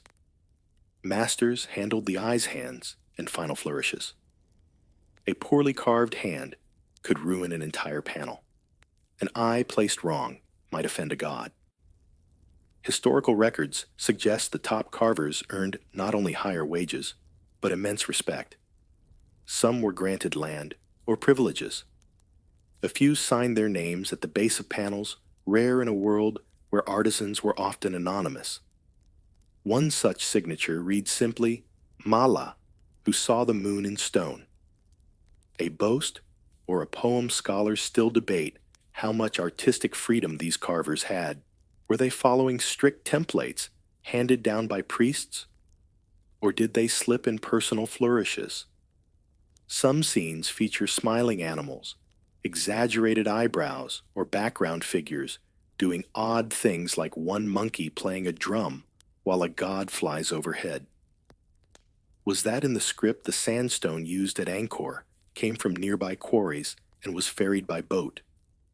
Some blocks weighed over a ton and were lifted into place with ramps rollers and raw determination. Carvers often had to dangle from scaffolding carving upward in the heat. Others lay flat on planks, chipping ceiling panels with aching arms. Odd rituals developed among the teams. One group insisted on beginning every carving day by sketching a lotus in the sand. Another believed that sneezing near a half-finished deity invited misfortune. There's a tale of a master who wore only blue while carving Vishnu, claiming the color helped him see the god clearly. There is no scholarly consensus on how many carvers worked at Angkor over its century of construction. Estimates range from hundreds to tens of thousands. What's clear is that the result is astonishing: over 8,000 square feet of narrative bas relief wrapped like a scroll around stone walls. As the sun lowers, your chisel clicks one last time. The figure before you emerges fully alive almost. Another story, told in silence, etched forever. You brush away the dust, knowing tomorrow the stone will wait. A trumpet blares, hooves thunder, and the crowd leans forward. But before any lance is lowered, one voice rises above the din. Booming, practiced, precise, it belongs to the herald. Not a knight, not a noble, but the man who makes them legendary. Welcome to the world of joust announcers, where a single word could make or break a warrior's fame. Your boots crunch over straw as you step into the field. You clutch a scroll, its edges damp with dew. Inside is a genealogical maze, titles lands, and tangled noble bloodlines. Your job isn't just to shout, it's to weave narrative from names. Because without story, it's just two men hitting each other with sticks. Heralds were more than mouthpieces. They were genealogists, diplomats, and historians rolled into one. At tournaments, they introduced each fighter with a poetic flair, listing their ancestry achievements, and sometimes the horse's name, always dramatically. Sir Alaric of Ravensmarsh, sixth son of the Wolf of Eldenford, breaker of Pike's defeater of Sir Dunstan the Bald. The crowd roared. Accuracy mattered. Mistakes weren't taken lightly. Misnaming a knight, or worse, confusing lineages, was a fast track to disgrace. One herald in Burgundy reportedly fled a tournament in shame after swapping two banners. Another was pelted with turnips for mispronouncing a viscount's name. You had to speak with the gravity of scripture and the flair of theater.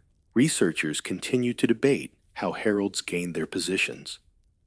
Some were trained at court, others apprenticed under older heralds. A few began as wandering minstrels or scribes, their memory and voice earning them a place near the lances. By the late Middle Ages, many were officially appointed by kings or nobles, bearing coats of arms and conducting heraldic visitations. Jousts weren't their only domain. Heralds also served in war, delivering declarations, negotiating truces, and recording battlefield honors.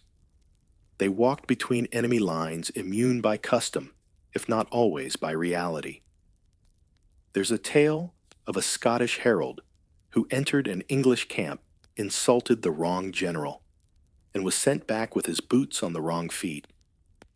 Some became so famous that nobles requested them by name. Others were given embroidered cloaks, trumpeters, or personal scribes. One English herald was reportedly gifted a jeweled horn by the Queen herself for announcing her cousin's disastrous duel without laughing. Quirky habits abounded. Some heralds carried dozens of banner sketches rolled in scroll tubes. Others wore spectacles on chains and insisted on verifying every coat of arms by candlelight. A few kept journals detailing the crowd's reactions, mild applause at Sir Thorn's entrance, loud shrieks for Lady Morgana's favor toss. Heraldic language itself was a world apart argent on Ghoul's a lion rampant guardant. These phrases transformed simple flags into symbols of identity. Get it wrong, and you dishonored a family. Get it right, and you immortalized them. You clear your throat. The crowd hushes. A knight in full plate waits lance gleaming. You speak his name into the air, rolling syllables like thunder. Somewhere a scribe writes it down. And in that moment, you're not just a herald. You're history's echo. A chamber heavy with incense. A queen breathing slow her hand in yours. Outside courtiers pace, whisper pray. Inside, only silent steam and stars. You are the royal midwife, keeper of secrets, reader of omens, and the only person allowed to speak bluntly to a monarch's womb. Unlike the village healer or common wet nurse, a royal midwife walked the razor's edge between medicine and politics. Success meant whispered thanks and perhaps a robe. Failure meant exile or worse. But before either came the task guiding a child from palace to world, while nobles hovered like vultures outside the door. You checked the water basin. Still warm. Herbs steeped nearby fennel yarrow, a pinch of juniper. The queen's astrologer murmured that the stars favor an early labor, though you trust timing more than sky maps. Still, you nod politely and set a charm by the window. It's all part of the ritual. Royal midwives needed more than soft hands. They knew anatomy pressure points and birthing positions. They prepared poultices, boiled linens, and coached breathing centuries before the term existed. They worked through screams and silence hope and blood with no margin for error. And when the baby came, they weighed it not just for health, but for power.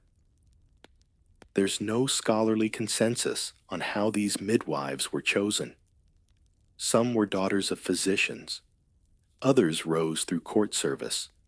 A few were simply the best in their region summoned by name.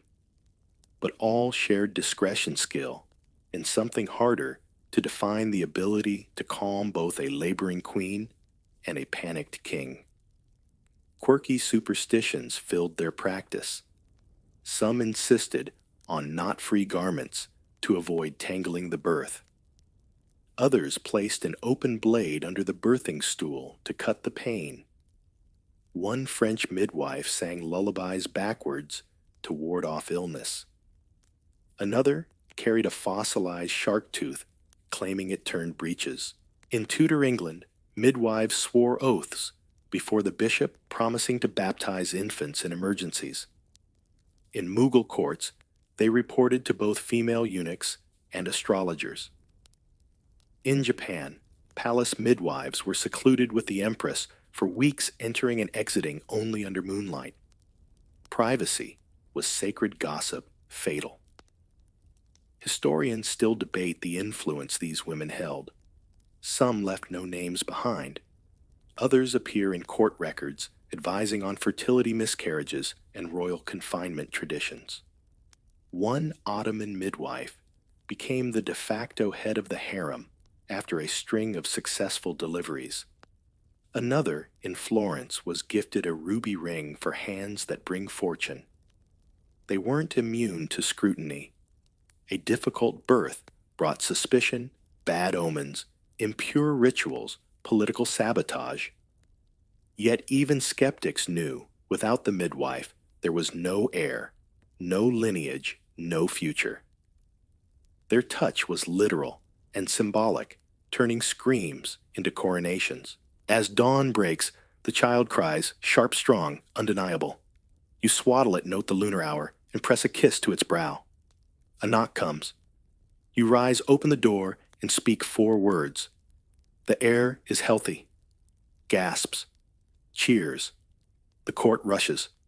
But you wash your hands, pour fresh herbs into the bath, and prepare for the next labor just beyond the velvet curtain. A golden thread slips between your fingers, luminous as morning light on still water. You sit cross-legged in a walled compound, your loom creaking softly. Outside guards patrol, not for your safety, but for your secrets. You are a silk weaver of Byzantium, and your craft is state-protected, your talent locked behind palace gates. Silk was more than fabric in medieval Byzantium. It was currency, diplomacy, and identity. Its shimmer whispered imperial power. To control silk production meant controlling not just fashion, but influence, and those who wove it. They were valuable, closely watched, and paid handsomely to stay exactly where they were. You run your hand along a warp of indigo-dyed threads. Each color has been approved by the dye master. Purple is reserved for emperors, vermilion for visiting dignitaries, and saffron for clerics. Any mistake, wrong shade, wrong pattern could lead to confiscation, or worse, questioning. There's no scholarly consensus on whether Byzantine weavers were allowed to leave their work sites freely. Some sources suggest entire families lived within the sericulture compounds, isolated like monks with silk instead of scripture. Others hint at looser systems, where artisans could visit markets under escort, their hands still stained with dye. The silk weaving industry in Byzantium boomed after the 6th century when 2 monks allegedly smuggled silkworm eggs out of China in hollowed walking sticks. From there, the empire developed a fiercely guarded silk monopoly, especially for imperial robes. Weavers worked in state-run manufactories, gynaikeia, where looms lined marble halls and guards ensured silence. Weaving wasn't solitary. Teams worked on massive upright looms, synchronizing movements like dancers. Some focused on warp tension, others on shuttle work.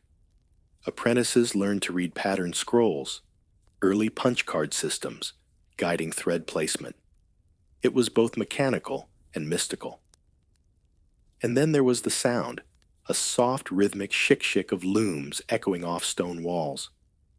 Byzantine poets described it as the heartbeat of empire, while one cleric complained it haunted his prayers. No wonder. The looms never stopped. Weavers' quirks dotted the records. Some believed in thread omens, knots meant betrayal, smooth pulls foretold peace. One group only wove under full moons. Another swore by soaking threads in vinegar to ward off moths. And a particularly bold weaver in Thessaloniki embroidered tiny initials into the hem of a robe meant for the empress. He was found out. He was promoted. While men dominated court silk production, women ran domestic looms and dye baths. Some joined convents, known for their textiles. Others worked independently, smuggling techniques across borders. One noblewoman from Armenia was exiled after attempting to replicate imperial patterns for foreign buyers. The robe in question, never found. Researchers continue to debate whether Byzantine silk influenced Chinese techniques or vice versa.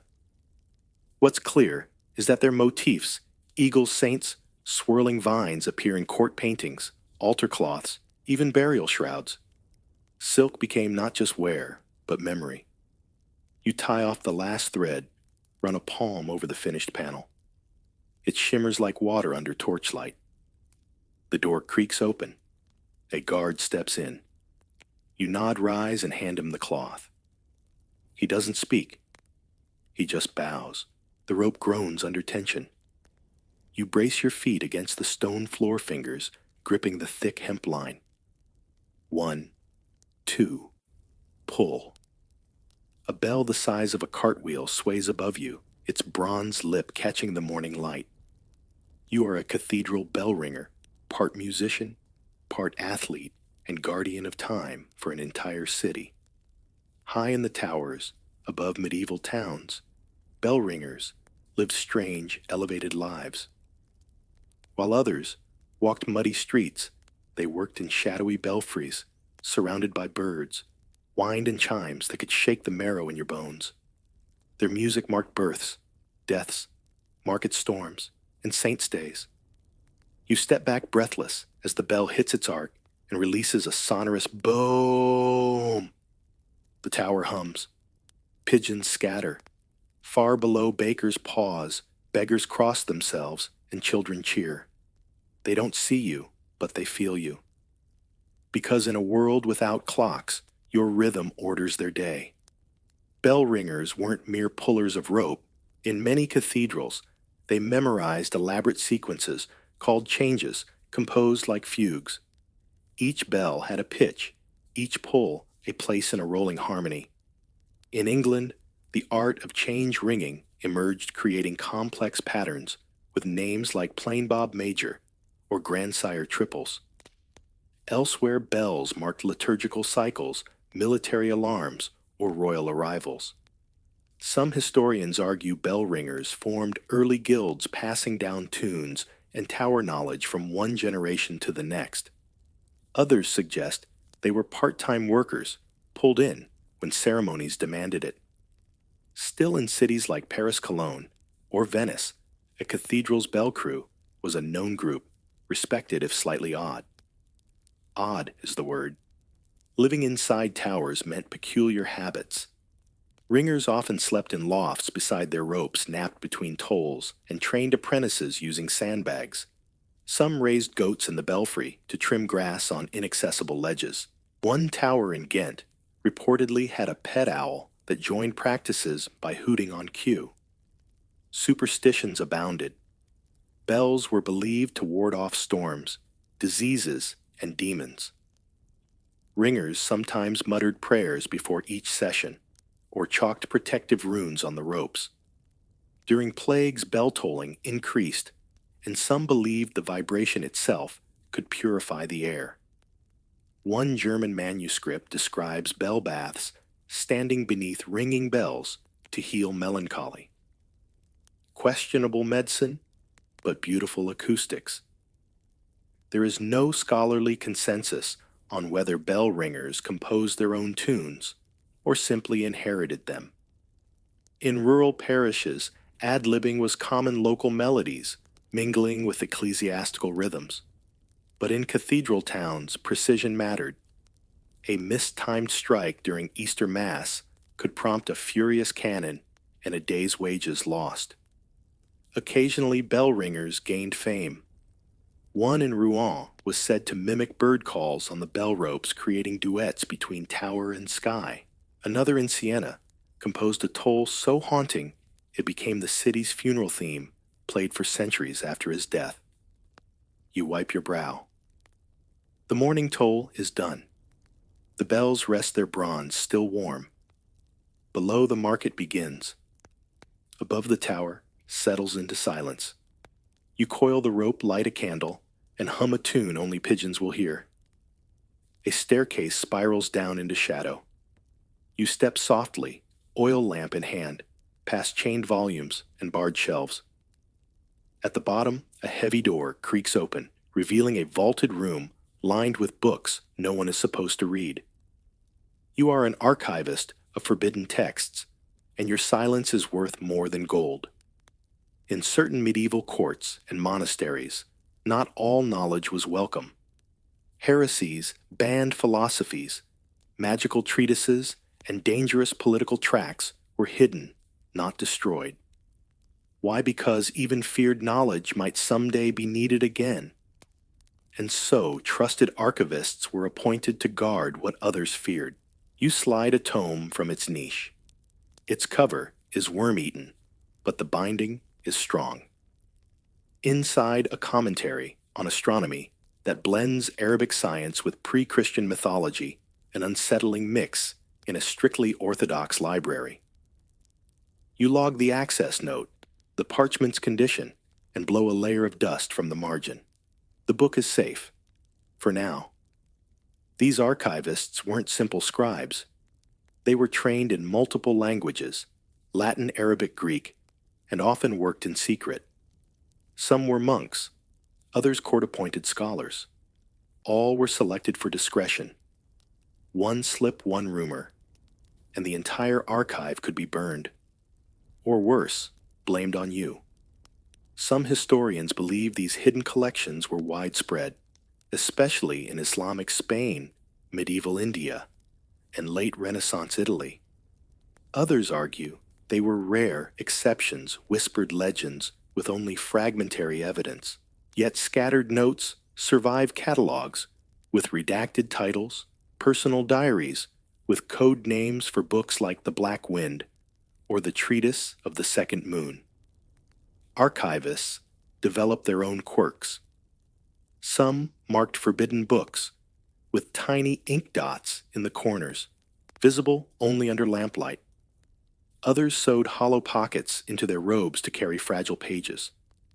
One kept a collection of pressed herbs inside covers to identify volumes by scent. Basil for alchemy, thyme for lost epics. Their work was lonely, but not joyless. One archivist wrote that he wept not from fear, but from beauty after reading a banned poem thought lost. Another claimed the forbidden books sang to him in dreams, their words appearing backwards in his mind's eye. Were they exaggerating? Possibly, but the isolation had effects. There is no scholarly consensus on how archivists reconciled faith and curiosity. Some seem to have viewed their work as sacred stewardship, preserving what others feared for the sake of truth. Others struggled. One left a final note tucked in a manuscript, "I keep what I must never speak." May silence be counted as wisdom. Punishment varied. Some archivists were quietly retired. Others, when discovered, vanished. A Jesuit record mentions a librarian reassigned to permanent coastal duties, a euphemism for exile, perhaps. Yet the archives often survived, rediscovered by future generations, amazed at what was once deemed too dangerous to read. You close the tome, wrap it in waxed linen, and slide it back into place. The door creaks shut behind you. Footsteps echo faintly overhead. But down here, in the candlelit, quiet, forbidden words, still breathe because you remembered them. The voices fade. The bells quiet. The camels, jesters, and perfumers retreat into the hush of history. Odd, vivid figures disappearing gently behind drawn curtains. You've traveled a winding road tonight, through whispering halls, desert storms, royal chambers, and shadowy archives. Each job, once vital, now mostly forgotten, yet for a moment, they lived again, right here beside you. Let your breath slow as the world dims. Imagine parchment curling in candlelight. Hear the distant call of a town crier, echoing between stone walls. Picture golden thread slipping through fingers, or a bell swinging high above a sleeping town. These moments are long gone, but they left footprints in the dust of time. And tonight, they kept you company. If you'd like to return to stories like this, you can always subscribe quietly, of course. But before you drift off, tell me, where are you listening from? And who's your favorite forgotten worker in history?